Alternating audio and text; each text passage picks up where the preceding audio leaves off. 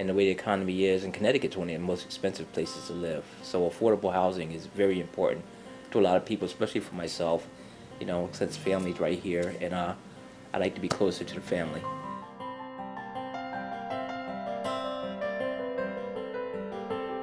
Building broader, deeper, smarter in Fairfield County means working with other groups that are really coming up with broad-based economic development and development strategies for the region.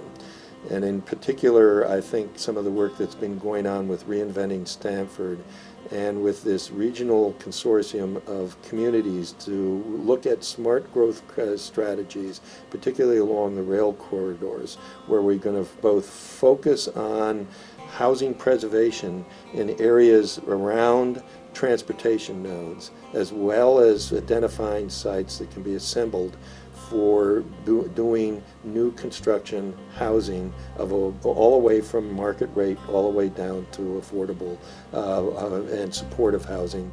Affordable by definition in an area that's as expensive as this to live in is still pretty tough for people to afford. I thought people used to work for me. I was president of a local community bank, and anybody I hired could not afford to live in this area.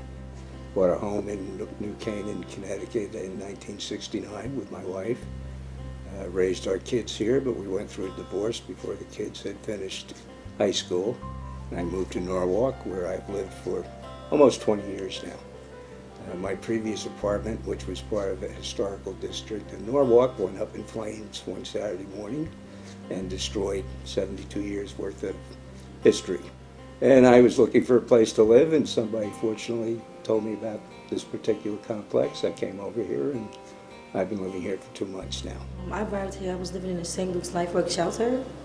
I was looking for an apartment, and I applied for the application maybe a year and a half ago.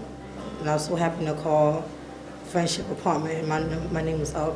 I have 2 girls. One is 4, she's gonna be 5 in 2 months. So it was good to see that she has her own room, her own bed, and get to decorate it, so she loves it. Just having something that's yours and stability for the kids, and I really think that's very important. So I'm very grateful. I'm currently on reserve status for the military. I'm usually on active duty status. I got tired of coming home and then having to pay everything off and go close to broke. I know that my family will be in a safe neighborhood and safe building while I'm away on my next tour. My name is Paula Lynn Mary Fugner. I moved because my other apartment was too small and people that weren't treating me right, and it just wasn't for me. One thing about my bathroom is I like it because I get in and out of the tub easier because there's bars there. And when I take a shower, if I lose my balance, I can hang onto a bar. I was living in Puerto Rico, and I came to New York to take care of my parents my father had Alzheimer's, and my mother developed dementia. So I moved in with them. And about 2 years ago, my mother passed. I couldn't afford where I was living. I was working in a hotel, and then I got sick. I had cancer in the kidney, got a heart attack. It was just everything came down. So I had to stop working. I started applying in all kinds of places, and I applied for Friendship House, but I had forgotten about it because I was applying everywhere. And I got the call, and it was like, oh my God, because I had to leave the apartment where I was. Hopefully I won't be on disability for too long, and I can go back to work. I'm coming for Cuban. The Kennedy organization is looking for my house and putting me in good shape. I received help in 3 months. After 3 months, I find a job. After my daughter graduation, the Fairfield University, he moved for Stanford, and I moved the Waterbury for this building. I love it. I told you before, I think it's Dana Trumbo building. Yes, I worked for the Stanford Board of Education for 25 years, and I owned a condo, and from my condo I came here. Well, I used to have a lot of activities, but now I just take care of my great-granddaughter. Both of her parents work, so I'm kind of, stepped in and took over. I was born in Stamford, Connecticut a few years back, quite a few years to be honest with you, and I lived here most of my life. I was on the Board of Representatives, I was a member of the Shore Commission, I was on the Zoning Board of Appeals. I went back to the restaurant business, which was in the family, and I worked with my two brothers. I remained in that business until I retired or I became sick. After that, I ended up here because in the meantime, I had gotten divorced. I enjoy cooking, so I volunteer to cook a lunch here once a week, and I'm happy to do it. They get together, it gets people together, they get to know each other a little. But my kids want me to learn the computer.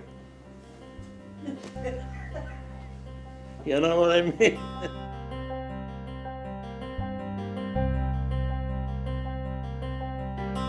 We have a new housing development director who just came on board, who is going to be really looking and working on the future, where we would like to develop additional housing in Norwalk, Danbury, and in Stamford. We have been working in Stamford closely with the West Side NRZ and the Housing Authority on coming up with some housing strategies there for both mixed income, market rate, and affordable housing, as well as some other sites where we could really start promoting home ownership, what some people might call a resident services program, but we prefer to give it a different name because we're going beyond just resident services to really trying to empower our residents to be far more actively involved in the community, as well as to